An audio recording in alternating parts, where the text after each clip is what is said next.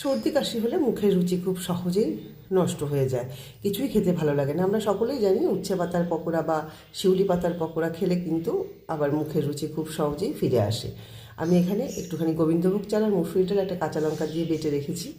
নিয়েছি কয়েকটা উচ্ছে পাতা, ভালো করে ধুয়ে কুচি কুচি করে কেটে নিয়েছি। এবার আমি চাল ডাল বাটাটা আর পাতাগুলো খুব ভালো করে মেখে নিচ্ছি। এর সাথে দিয়ে দিচ্ছি পরিমাণ মতো নুন, হলুদ, আর দিয়ে দিলাম কিছুটা কালো জিরে, আর দেব পোস্ত। সমস্ত কিছু ভালো করে মেখে নেওয়ার পরে কড়াইতে তেল দিয়েছি। তেলটা যেই গরম হয়ে যাবে, এবার বড়াগুলোকে একটু চ্যাপটা চ্যাপটা করে দিয়ে এপিট ওপিট করে লাল লাল করে ভেজে তুলে নিতে হবে। এইভাবে যদি আমরা উচ্ছে পাতার পকোড়া খেয়ে থাকি তাহলে কিন্তু মুখের রুচি খুব সহজেই ফিরে আসে।